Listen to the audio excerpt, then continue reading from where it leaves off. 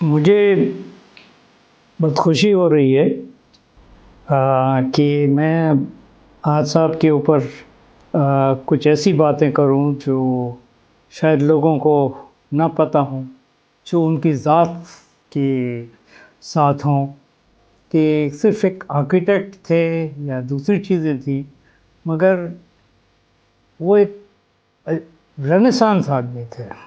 ہم نے تو یہ پایا ہے۔ اور میں آپ کو بتاؤں، میں حالانکہ I am a son but I hardly knew him, اور میرے ان کے لاسٹ لائف کے 15-20 سال جو ہے، بس میری ان کی بہت دوستی تھی، اور میں نے سوچا کہ یہ چیز جو ہے نا بہت ویلیوبل چیز ہے، اور ایسے انسان کو بہت کم دیکھا ہے۔ تو میں ایز اے پروفیشنل بات کروں گا، ناٹ ایز اے سن، کیونکہ مجھے یہ دیکھا ہے میں نے کہ ان کی جو ویلیو سسٹمز تھیں یا یہ لوگ ایسے لوگ دنیا میں بہت کم آئے ہیں، اور ہمارے بر صغیر میں تو اور بھی کم آئے ہیں۔ پاکستان کے لیے یہ لوگ بہت عظیم لوگ تھے۔ احد صاحب جو ہے وہ پہلے ان کا پہلا لو تو آرٹ ہی تھا، آرکیٹیکچر میں نہیں تھا۔ تو وہ اپنی لائف میں انہوں نے یہ 6 سال کی عمر میں وہ واٹر کلرز اور آئلز کر رہے تھے۔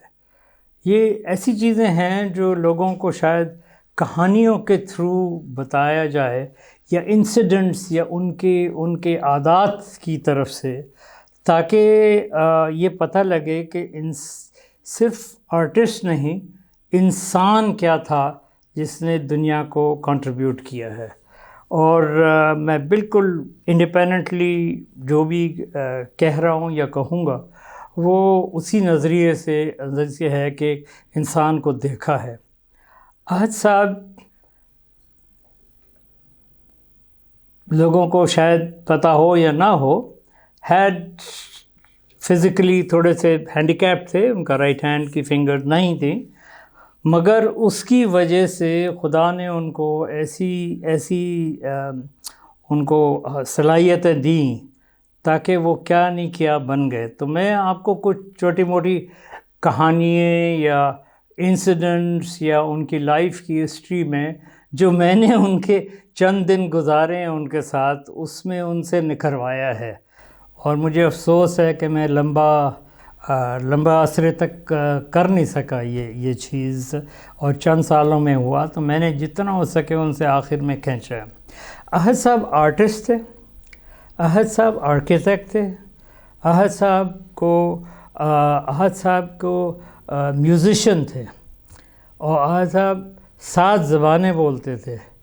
ان کی ریڈنگ ہیبٹس، آپ سوچیں کہ انڈیا میں یہ لوگ 30s and 40s میں یہ لوگ کتنا وہ کرتے ہوں گے، مگر ان لوگوں کی اس زمانے میں شاید ایجوکیشن ایسی تھی، یہ تو میرے سب آبزرویشنز ہیں، ان کی ایجوکیشن بروکن تھی، حالانکہ کب جب مرضی آئی 2 مہینے چھٹی لے لی، چلے گئے، 3-4 مہینے چلے گئے، پھر ہائی اسکول میں آ گئے، مگر ان کو اتنی زبانیں آتی تھیں، یہ پوئٹری آتی تھی ان کو، مطلب فارسی، عربک، 7 زبانیں تو بولتے تھے یہ ہر چیز کی۔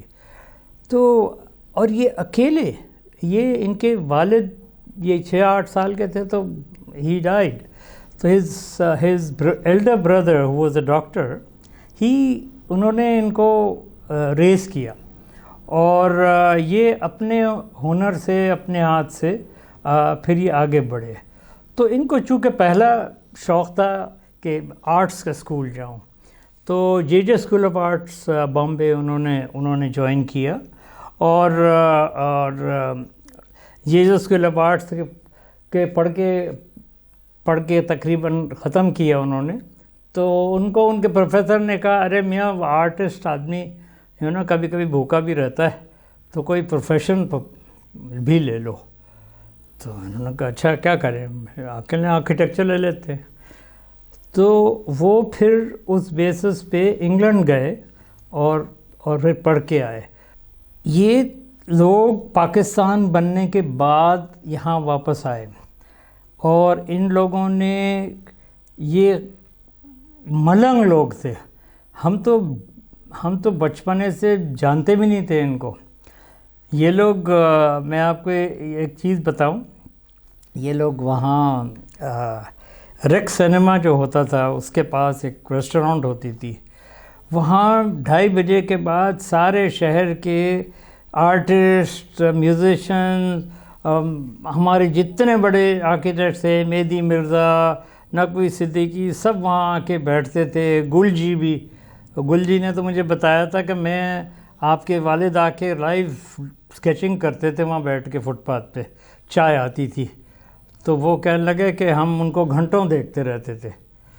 تو اس قسم کی ان کی تو نیچرل ایبلٹی تھی کہ یہ لائیو بناتے تھے ہر چیز، سیدھا ڈائریکٹ اسکیچنگ. تو اس توسط سے آپ یہ کہہ سکتے ہیں کہ جس طریقے کے آرکیٹیکٹ یا فنکار تھے وہ ایک قسم سے آپ کہہ سکتے ہیں کہ یہ درباری تھے. اور میں یہاں 2 ہی آدمی کو درباری سمجھتا ہوں پاکستان میں. آئی تھنک ایک نیر دادا ہیں اور ایک میرے والد صاحب ہیں، کیونکہ ان لوگوں کے ہنر کی وجہ سے جو اس وقت کے وہ تھے لیڈرز تھے، انہوں نے ان کی ٹیلنٹ کو دیکھ کے ان کو بڑھایا.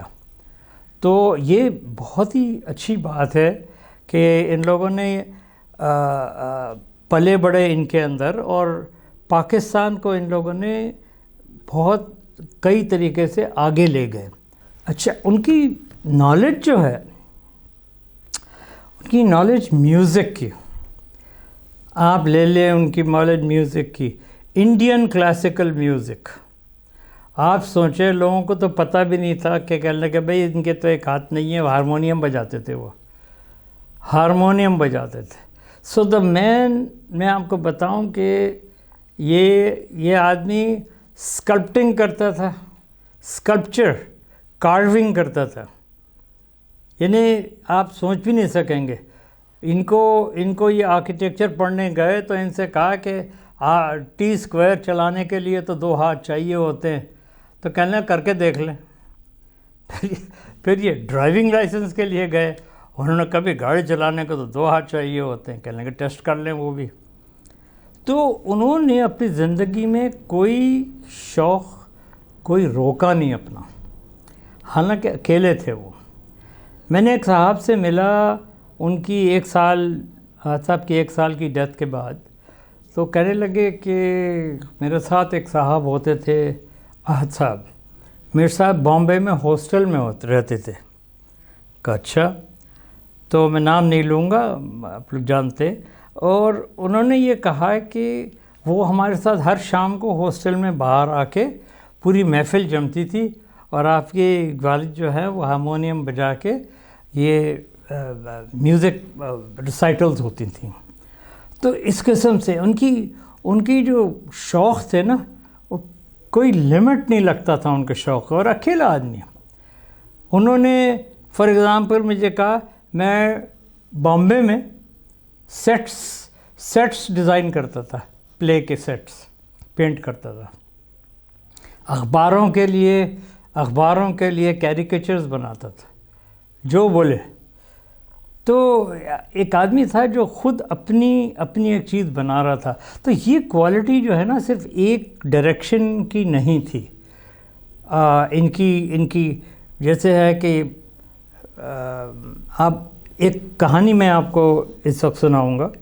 ایک دفعہ ایک صاحب، احد صاحب کو میں نے کہا کہ چلیں، ایک یونیورسٹی کا کانووکیشن ہو رہا ہے تو آپ چلیں دیکھیں. IVS کا تھا انفیکٹ.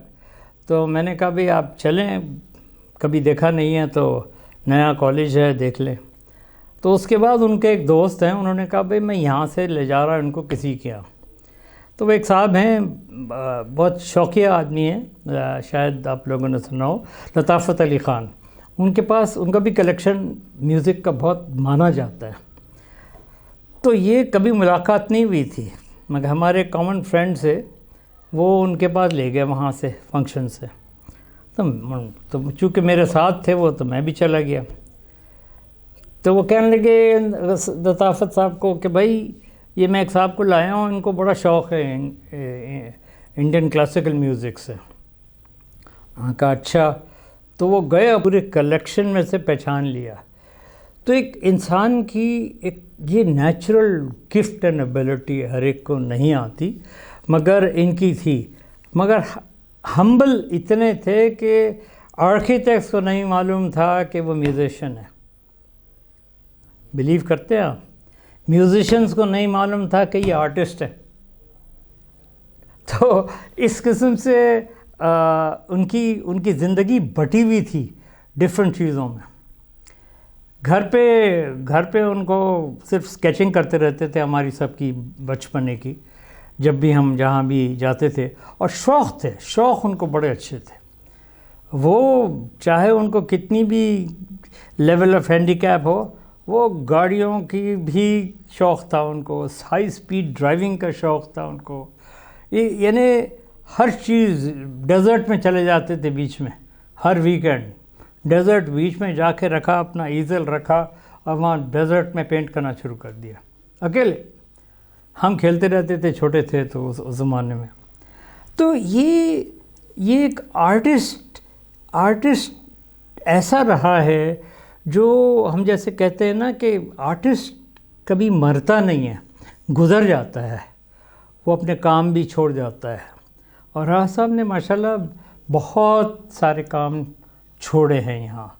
ابھی تو ہم کو ملے بھی نہیں ہیں اتنے، جو وہاں بھی رہ گئے، یہاں بھی رہ گئے، ڈفرینٹ لوگوں کے گھروں میں رہ گئے، گیلریز میں رہ گئے. پوری دنیا میں ان کی پینٹنگز پھیلی ہوئی ہیں. ٹھیک ہے، پوری دنیا میں. اینڈ یہاں کے گیلریز میں بھی ہے. مگر ان کو بس شوق تھا کہ بھائی میں تو صرف انڈس گیلری اس زمانے میں کھلی تھی، پہلی گیلری تھی پاکستان کی. تو یہ وہاں علی امام صاحب کو بہت ان کی دوستی تھی. تو وہاں روز شام کو بیٹھک ہوتا تھا. کون ہوتا تھا وہاں؟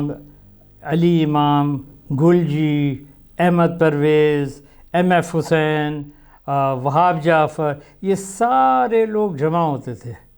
کبھی کبھی تو مجھے احمد پرویز کو گھر چھوڑنا پڑتا تھا کہ بھئی اس کو گھر چھوڑ دو، یہ ٹھیک سے سنبھلتا نہیں ہے آدمی، ہے نا.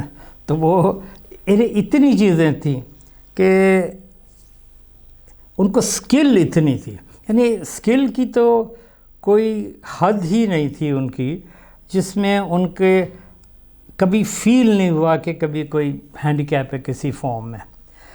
وہ واکنگ کرتے تھے. واکنگ کرتے کرتے لکڑی اٹھا لیتے تھے راستے سے، اور گھر لا کے اپنی واکنگ سٹکس بناتے تھے نائف سے اپنی خود. اور میری کزن ہے، اس نے ٹورانٹو میں پورے لے کے چلے گئی یہاں سے، کیونکہ ان کے ماموں تھے تو کہنے لگے مجھے یہ چاہیے. تو وہ ہر وقت کاف کرتے رہتے تھے. ایک زمانے میں ریٹائر ہونے کے بعد بھی، ہماری فرم سے ریٹائر ہونے کے بعد بھی، ہم نے دیکھا کہ انہیں معمار کے لیے، چونکہ ان کے وہ دوست تھے، انہوں نے ہم نے کہا صاحب ایک فاؤنٹن چاہیے. تو انہوں نے مجھے کہا اچھا مجھے ایسے کرو، کوئی 3 کلو پلاسٹرسین لے آؤ. اب وہ بیٹھے نائف سے پوری ایک راکری کاف کر کے دے دی ان کو. تو ان کی یہ حالت تھی ان کی. یعنی وہ 24 گھنٹے کسی نہ کسی آرٹ میں الجھے ہوئے ہوتے تھے. اتنی سیریس آدمی تھے وہ ایک سینس میں کہ آپ سوچیں کہ اگر ان کا موڈ آف ہو جائے کوئی چیز میں تو وہ رات بھر بیٹھ کے ہارمونیم بجاتے تھے، اور بڑا زور کا ہارمونیم بجاتے تھے کیونکہ غصہ ہوتا اس میں. مگر 4:30-5 بجے صبح تک بالکل ٹھنڈے ہو چکے ہوتے تھے. تو یہ چیزیں ہم نے صرف آبزرو کی. ہم تو ڈرتے تھے، بہت لوگ بھی ڈرتے تھے ان سے کہ بڑے ٹف سے آدمی ہیں، کسی کو کوئی وہ نہیں کرتے. اور یہ ان کے اسٹوڈنٹس ہیں، آج کل بہت کم لوگ ان کے ساتھی ہیں زندہ ہیں. مگر یہ ضرور تھا کہ انہوں نے انسٹیٹیوٹ کے فاؤنڈر بھی بنے.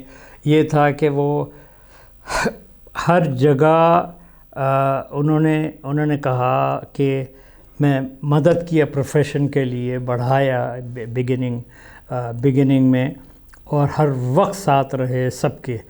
تو خواجہ ظہیر اور یہ سب لوگ، ان کے جو کنٹمپریریز تھے، یہ لوگ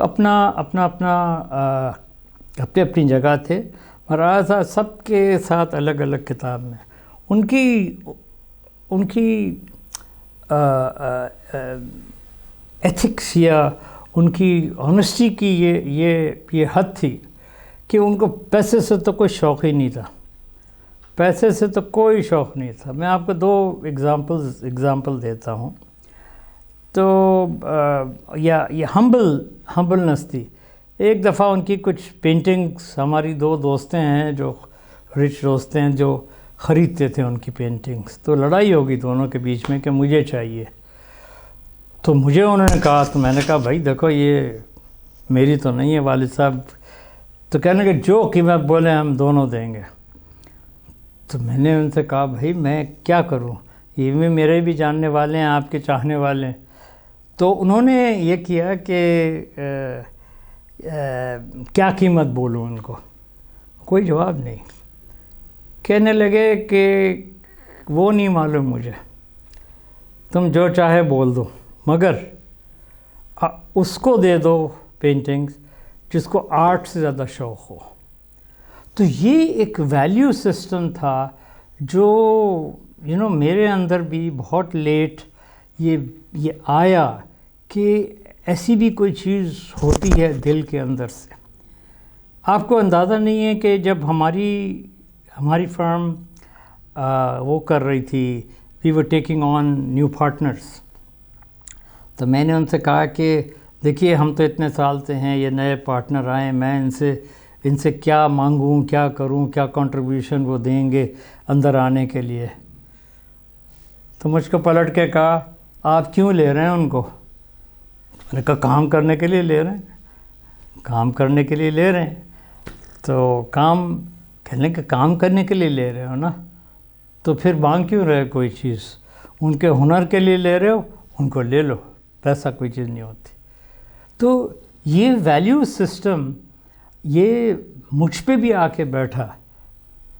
انہیں ایک انسانیت پتہ لگی اس کے اندر کہ ویلیو کس چیز کو دینا چاہیے، ہنر کو دینا چاہیے، آرٹ کو دینا چاہیے. یہ سب چیزیں ایک عام انسان میں ہوتی نہیں ہیں.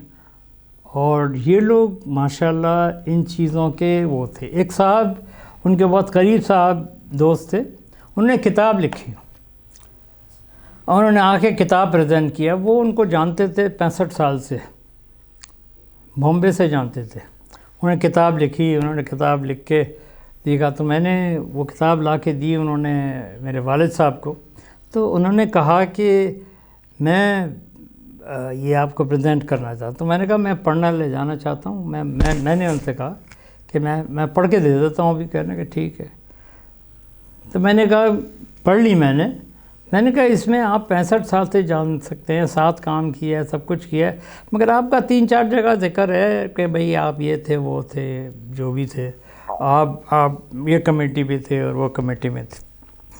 تو میں سمجھا وہ کہیں گے دیکھو کیسا ہے. نہیں، انہوں نے مجھے کہا مجھے نہیں پتا اس کتاب میں کیا لکھا ہے، مگر he was a good man, he was good to me all my life. یعنی کوئی برا لفظ نہیں نکلا ان کا کسی کے لیے. تو میں نے پھر یہ کہا کہ بھئی یہ آدمی کی ویلیو سسٹم جو ہے نا، یہ ہم کو ضرور پکڑنی چاہیے اور ایمیولیٹ کرنا چاہیے، چاہے ہمارے بچوں میں آئے یا کسی اس میں آئے، اور پھیلے بھی. وہ شائع آدمی تھے، بہت بیسکلی بہت شائع آدمی تھے. آپ سوچیں کہ احد صاحب as a painter thousands of paintings کی ہیں انہوں نے، ہزاروں، مگر ایک پینٹنگ کا بھی کبھی نام نہیں رکھا. میں جب آیا تو میں 36-37 سال تک میں نے ان کی ایک پینٹنگ کو میں ایک اینول کارڈ بنا کے بھیجا کرتا تھا.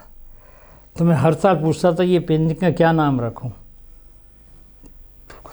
کہنے لگے مجھے نہیں معلوم.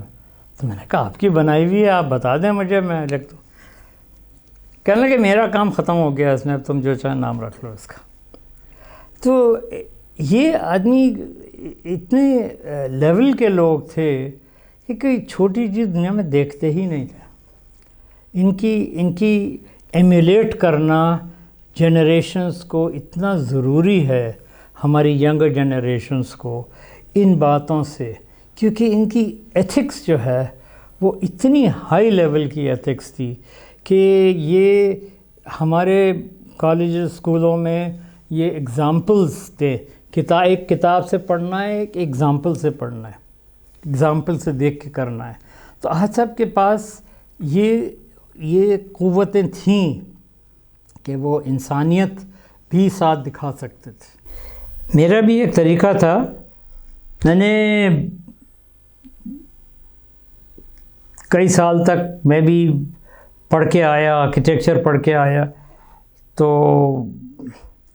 آفس لینے کا ارادہ ہوا، یا تو میں خود اپنا کھول سکتا تھا، مگر میں نے احد صاحب کو پھر ڈیسائیڈ کیا کہ جوائن کر کے لے کے آگے بڑھوں. تو وہ کئی دن تک تو کہنے لگے تو بچہ ہے کیا کرے گا تو بعد میں مجھ سے کہنے لگے 20 25 30 سال بعد کہ بھئی مجھے کیا پتا تھا کہ جوان لوگ بھی اتنا کر سکتے ہیں. تو انہوں نے بدل لیا. تو میں نے پھر اس کے بعد ان سے کہا کہ آئیے، میں آپ کی بہت قدر کرتا ہوں، آپ اپنے بچوں کو شاید پہچانتے نہیں ہیں، مگر آپ میں جو ہنر ہے، میں ہر چیز آپ کی کھینچنا چاہتا ہوں. آپ کتنے دن اور دنیا میں یہاں رہیں گے، آپ بلیو نہیں کریں گے. اس کے بعد ان کا ایٹیٹیوڈ ہی بدل گیا. یعنی اتنے ہمبل ایک چیز ہو گئے. ان کے طریقے بہت سمپل تھے. واک کرتے تھے، جیسے میں نے کہا آپ کو، جھاڑ کی برانچز لے کے کارف کر لیا، کچھ پتھر لے کے آئے اس کو تراش لیا. روڈ چلتے چلتے فروٹ والے کے پاس بیٹھ کے ہسٹری بات کرتے تھے. Can you believe that? یہ یعنی کوئی کمی نہیں تھی، کوئی گھمنڈ نہیں تھا وہ کسی قسم کا ان کے طرز میں. اور میوزک سے تو جیسے میں نے کہا اتنا زیادہ لگاؤ تھا کہ وہ ہر سیٹرڈے 8 بجے اپنا ہارمونیم لے کے نکل جاتے تھے، اور نکل جا کے صبح 6 بجے آتے تھے. ایوری سیٹرڈے وداؤٹ فیل. بلکہ ایک سیٹرڈے تو ان کو ہارٹ اٹیک ہو گیا صبح. تو اس کے باوجود بھی کبھی نہیں چھوڑا انہوں نے. آپ سوچیں ان کی سکل اتنی تھی کہ پورا ایک ہارمونیم کو ٹکڑے کر کے اس کو واپس جڑا دیتے تھے تاکہ اس کی ٹون صحیح آ جائے. تو ٹیوننگ کرتے تھے اس کی بیٹھ کے. کوئی فزیکل چیز جو بھی تھی اس کی لاجک ان کے پاس بڑی اچھی تھی. فلسفہ یعنی میں ایک بہت اچھی مجھے عادت ہو گئی تھی کہ ہم نے لاسٹ 10-15 سال آف ہز لائف یہ کیا کہ وہ میری بیٹی کو بہت چاہتے تھے، ایک ہی گرینڈ چائلڈ تھی ان کی، مگر سنڈے کو میرے ساتھ ایک سیشن ہوتا تھا 2 بجے سے مغرب تک. یہ تھا کوئی ایک سبجیکٹ ہمارا ہو جاتا تھا، آرٹ ہو جائے. آپ بلیو نہیں کریں گے، یہ لوگ 30s کے پڑھے ہوئے لوگ ہیں، مگر ان کو اتنی نالج تھی، اٹامک انرجی پہ تک نالج تھی ان کو. یعنی آپ سوچیں اس وقت تک اٹامک انرجی تو شروع بھی نہیں ہوئی تھی زیادہ. میں دنگ رہا تھا. میں نے کہا یار اور بولو. پھر کیا ہوا؟ پھر ہم نے کہا کہ اچھا فلاسفی پہ بات ہوتی تھی، فلسفے پہ. پلیٹو سے لے کے کامکس، موویز، ہر چیز کا شوق تھا. یعنی ایک آرٹسٹ جو ہے نا وہ اپنی دھن میں رہتا تھا بس. He used to watch cartoons with my daughter, اور وہ کہتے تھے کہ یہ آرٹسٹ کیسا اچھا موومنٹ بناتے ہیں. اور وہ ایک ایک کارٹون جو اچھے جو جنگل بک ٹائپ کے کارٹون تھے نا اچھے ڈزنی کے، وہ اسٹڈی کرتے تھے کہ ان لوگ اتنا اچھا موومنٹ کیسے دکھاتے ہیں. تو ان کے کوئی شوق جو ہے نا وہ ویسے میوزک میں لے جو بھی لے وہ حد کے پار تھے. یعنی کلاسیکل انڈین کلاسیکل میوزک میں وہ غزل کے لیول تک بھی آنے نہیں تیار تھے، راگ بس. اور آپ کو یہ معلوم ہوگا یا نہیں معلوم ہوگا کہ انہوں نے لیجنڈز روشن آرا بیگم، نزاکت علی سلامت علی کے ساتھ لائیو بجایا ہے، لائیو ان کے ساتھ. تو آپ سوچیں کہ یہ کیا ہوں گے، کہاں سے آئے یہ لوگ، آپ ہی کے کلچر میں رہے ہیں. تو ہم کو یہ چیز ان کی جو روایتیں ہیں، ان کی جو عادتیں ہیں، یہ ایسی ڈاکیومنٹریز کے تھرو یہ کریں کہ آپ کے پاس بھی ایسے لوگ ہیں، گزرے ہیں، آئیں گے بھی. صرف آپ کو قدر کرنا آنا چاہیے. ایک اور آپ کو انسیڈنٹ سے کہوں کہ احد صاحب کو قائد اعظم کی مزار، چونکہ ان کے اوریجنل آرکیٹیکٹ جو تھے وہ الاؤڈ نہیں تھے یہاں آنے کے لیے بامبے سے 65 کی وار کے بعد، تو احد صاحب کو اسائنمنٹ دی گئی کہ آپ قائد اعظم کا مزار آپ فنش کریں. تو انہوں نے 19 اراؤنڈ 1969-70 جب مزار تیار ہوا، پورا کام کیا گراٹس، بالکل نیشن کے لیے. ایک پیسہ انہوں نے نہیں لیا، کہیں سے نہیں لیا، ہر چیز بنا کے دی. اور ان کو گورنمنٹ نے اس میں ستارے خدمت بھی دیا تھا، مگر وہ ان کو نہ ایوارڈز کی نہ اس کی کسی کی بھی فکر نہیں تھی وہ اور یہ لوگ ایسے بریو لوگ تھے، اپنے کام میں اتنا بلیو کرتے تھے کہ ایک دفعہ ان کو مجھے بتاتے تھے کہ مفتی صاحب نے وہ کوئٹہ میں کوئی پروجیکٹ تھا، تو یہ لوگ تین پرپوزل لے کے گئے تھے، کوئی بولان میڈیکل کالج کے تھے کیا تھے. تو انہوں نے کہا آپ 3 ہی لائے ہیں پرپوزل. تو یہ ایسے لوگ تھے جو منہ پہ کہہ دیتے تھے. انہوں نے کہہ دیا میں نے بنائے تو 3000 تھے مگر اس کو ٹرین سے لانا پڑتا تھا، تو میں نے جو 3 صحیح تھے وہ لے لیے میں نے. یعنی آپ سوچیں یہ آدمی کسی سے ڈرتے بھی نہیں تھے یہ لوگ، یعنی کانفیڈنس تھا. اکیلے تھے، کبھی فیملی سے ان لوگوں کو نہیں ملا، مگر یہ اندر کی صلاحیتیں ان کو یہ چیزیں بڑھا کے دی تھیں. تو یہ چیز ہم کو یہ آئی تھنک جنریشنز یہ یاد کریں گی کہ یہ لوگ ہمارے ساتھ تھے. یہ مہدی علی مرزا کہ یہ لوگ دونوں مل کے ساتھ کام کرتے تھے. مجھے یہ بھی بتایا انہوں نے کہ جب یہ ریکس سنیما کے باہر بیٹھے کرتے رہتے تھے، وہ کہتے تھے اس کو ذرا ایلیویشن بنانا سکھا دو. لٹرلی گل جی کی بڑی مزے کی کہانی ہے. گل جی کی ڈیتھ سے پہلے، ذرا سا پہلے، میں گل جی کے گھر میں تھا، تو آپ کو اور اس نے مجھے کہا کہ صاحب میں بچپنے سے آپ کے والد صاحب کا لائیو اسکیچنگ کا وہ مداح ہوں، چاہنے والا ہوں. تو آپ ایسے کرو، آپ مجھے ایک احد صاحب کی پینٹنگ دے دو اور آپ یہاں سے اسٹوڈیو سے جو چاہے لے جاؤ. I never got the opportunity because اس کے بعد unfortunately Gul ji did not meet a very good fate. But یہ لیول سی آرٹسٹ کے آپس میں دوستی کی بھی تھی، آرکیٹیکٹس کی پروفیشن کے طرف تھی، میوزیشنز کو میوزیشین کے طرف تھی، اور سب ایک کمپارٹمنٹس تھے لائف کے ان کے، ہر ایک کے اندر ایک وہ تھا.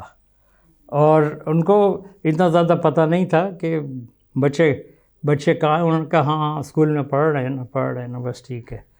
تو یہ لوگ، یہ بریڈ تھی، یہ الگ بریڈ تھی جو آرٹسٹ ایون ناگی ایک آرٹسٹ ہوتے تھے، یہ بخاری صاحب ہوتے تھے ریڈیو پاکستان کے، یہ سارے لوگ جمع ہوتے تھے. یہ کلچر تھا جو اتنا رچ تھا اس شہر میں. اور میں نے آپ کو پہلے یہ ذکر کیا کہ درباری اس لیے میں کہوں گا کہ احد صاحب کو بڑھانے والے یہ 2-3 درباری تھے جنہوں نے ملایا. کون تھے؟ ایک تھے شجاعت علی حسنی جو اسٹیٹ بینک کے گورنر تھے. دوسرے تھے نواب مظفر علی قزلباش. یہ لوگوں نے ان کو آگے بڑھایا، اپنے گھر بنوائے. سید بابر علی نے اپنے گھر بنوائے. یہ سب مل کے بنائے انہوں نے، احد صاحب اور مرزا صاحب نے. ان سب کے گھر ہیں. اور یہ دونوں کی بہت بنتی تھی. اور احد صاحب کو بہت افسوس تھا کہ اتنی ارلی ایج میں میجر صاحب کو کینسر کی وجہ سے دنیا چھوڑنی پڑی. تو اور دوسری ایک اور میں بات بتاؤں جو شاید لوگوں کو پتہ نہیں ہے کہ ماڈل میکنگ احد صاحب نے پاکستان میں احد صاحب نے شروع کی. آفتاب ایک ماڈلر ہوا کرتے تھے بہت مشہور. اس کے بعد ان کے بچے بھی آئے، ان کے لوگ بھی آئے. آج بھی جو ماڈلر ہیں نا وہ انہی کے سیکے میں ہیں. اور ہم لوگوں کو ایٹ دی ایج آف 10 ہم کو پورا ماڈلنگ سکھا دی تھی. ہم نے پورا ایک سپر گھر ود گارڈن ایوری تھنگ ہم نے اس وقت بنانا سیکھا 10 سال کی عمر میں. ہم لوگ کو تو پتہ نہیں تھا آرکیٹیکچر ہوتا کیا ہے، مگر انہوں نے سکھوایا تھا وہ. تو ہم کو، میں تو سمجھتا ہوں کہ جتنے بھی سال میں رہ سکا ان کے ساتھ، ایسی نالج، ایسی ایتھکس، ایسی چیزیں کہ رسپانسبل ہو دنیا میں کچھ چھوڑ جاؤ، وہ جو ہے ہم چاہتے ہیں کہ آگے کے جنریشنز میں بھی آئے. مجھ میں آئے، میرے بچوں میں آئے، اس میں ہے. تو ماڈلنگ کے حساب سے، اسکلپٹنگ کے حساب سے، ہر چیز، کوئی چیز روکتی نہیں تھی ان کو. ڈرائیونگ کا جیسے بتایا میں نے، اتنا شوق تھا. یوں گاڑی میں بیٹھتے تھے، کہنے اسلام آباد میں میٹنگ ہے، کہہ رہے چلو گاڑی سے چلتے ہیں. تو پوری رات ڈرائیو کر کے جاتے، میٹنگ کرتے، واپس ڈرائیو کر کے آتے، وہ 2 دن سو جاتے تھے. تو انہیں شوق تھا ڈرائیونگ، اسپورٹس ڈرائیونگ کا شوق تھا. تو بہت دلیری بھی تھی اپنی جگہ پہ. As an architect, Hare architect کا کچھ انفلوئنس ہوتا ہے انٹرنیشنل لوگوں سے یا ان کے فالوورز سے. تو یہ احد صاحب کی آسکر نیمائر سے، فیلکس کینڈیلا سے، اور پیئر لوئی نروی اور فرینک لوئڈ رائٹ جو ہے، ان کے لیے بہت قابل رشک لوگ تھے. یعنی آپ اگر ان کی اسٹیٹ بینک کی بلڈنگ دیکھیں تو وہ کافی حد تک آسکر نیمائر کی انفلوئنس ہے اس کے اندر دیکھی جاتی ہے. تو یہ ہر ایک کا انفلوئنس ہوتا ہے، کیونکہ ان کا فرسٹ لو آرٹ تھا. تو وہ آرکیٹیکچر کے لیے پڑھتے تھے، مگر ان کی جو کنسٹرکشن کی نالج تھی، وہ میں جتنے ان کے اسٹوڈنٹس ہیں، ابھی کوئی زندہ ہیں نہیں ہیں، وہ یہ کہتے تھے کہ احد صاحب کی سالڈ جیومیٹری ان کو کمپلیکس سے کمپلیکس شیپ دے دو، اس کی پوری شیڈو لائٹنگ اس کی ہاتھ سے کر دیتے تھے. ہر وقت کوئی کمپیوٹر، کوئی چیز ان کی جو تھی.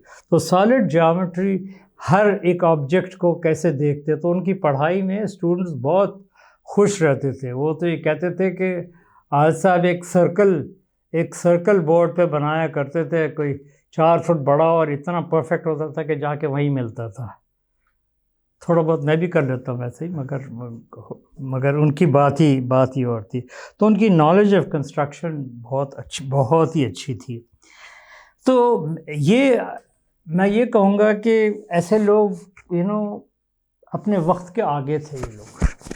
پاکستان کے بولیں کیا باہر کے بھی وقت کے آگے تھے. وہ جہاں بھی جاتے پوری دنیا انہوں نے ٹریول کی، جہاں بھی گئے وہاں انہوں نے وہیں کا وہیں کھانا کسی نے کھلایا تو ان کی اسکیچ بنا کے دے دی، وہ بہت خوش. تو کئی خوش گھر ہیں پوری دنیا میں جہاں ابھی تک لگی ہوئی ہیں. ان کے آرٹ کی کلیکشن یا پینٹنگ جو میں نے کارڈز بنائے پوری دنیا میں لوگوں نے اپنے گھروں میں لگائے ہوئے ہیں، ابھی تک لگائے ہوئے ہیں. تو ایسی چیز میں چاہتا ہوں کہ ایسے ویلیوز اور اچھی چیزیں ایسے ڈاکیومنٹریز کے تھرو ہمارے نیکسٹ جنریشن کو ٹرانسفر ہوں جیسے یہ بن رہی ہے. یہ احد صاحب کی شہرت ہوئی تو اوبیسلی پاکستان میں تو انہوں نے کئی کمپٹیشنز میں حصہ بھی لیا، جورر بھی بنے، مگر ان کی ایک انٹرنیشنل اپوائنٹمنٹ تھی کہ بہت مشہور ریجنٹس پارک لندن میں ایک ماسک ہے، بہت مشہور ماسک ہے اور سب سے بڑی گیدرنگ لندن میں وہیں ہوتی ہے. تو اس کا ایک آرکیٹیکچرل کمپٹیشن ہوا تھا، تو اس میں احد صاحب کو بلایا گیا تھا ایز اے جورر. تو اس میں یہ تھے اور سر رابرٹ میتھیو تھے. رابرٹ میتھیو جو بہت مشہور آرکیٹیکٹ ہے اور آج کل ان کی فرم کے نام RMJM ہے جو بہت مشہور ہے، ابھی تک ہے، اور ایک اسپینش آرکیٹیکٹ تھے. تو وہ وہاں گئے اور بہت ہی اعزاز سے اس سے انہوں نے جوری کا پورا ججمنٹ کر کے اور وہ کر کے آئے. تو ان کو بہت سراج تحسین لوگوں نے پیش کی تھی کہ اتنی ہے. آج بھی جا کے آپ دیکھ سکتے ہیں کہ وہ کیسی تھی. تو یہ چیز انٹرنیشنل لیول پہ خیر کام تو انہوں نے اتنے کیے ہیں کہ وہ گننا بھی مشکل ہو جاتا ہے. ساری جو اب ہم بات کر رہے ہیں پاکستان پیویلینز بنا کرتے تھے پورے ایشیا میں، اس کے سارے یہ بناتے تھے، یعنی ایگزیبیشن کی تھنگ جا کے پوری اسٹال سیٹ اپ کرنا، یہ کرنا. تو ان کی ورائٹی آف آرکیٹیکچر بہت تھی. ایک میں نے ان کی کتاب میں کیا ان کے ریکارڈ میں کہیں دیکھا، ایک پوری یہاں کہیں سنیما سٹی بنا رہے تھے، یعنی وہاں جہاں مووی شوٹ ہوتی ہیں پوری، کیونکہ دریا، ماؤنٹین، پہاڑیں کہیں سندھ کے اس کے اندر. تو ہر چیز کی تھی، بھٹو صاحب کی لائبریری سے لے کے ویسے بھی کی تھی. بہت سارے لوگ ان کو وہ کرتے تھے اور ان کی جان پہچان بھی ہو گئی تھی. مگر پیور اپنی ہنر سے یہ آدمی بڑا تھا، اس کو کوئی سلور سپون نہیں ملا تھا اپنی زندگی میں. تو یہ ایک چیز ہے جو آدمی جو خود اپنے اس سے ہنر سے بڑھتا ہے، خوش تو خدا کی دی ہوئی ہوتی ہے، باقی محنت کی ہوتی ہے. تو امید یہ ہے کہ لوگ اس سے انسپریشن لیں. Thank you.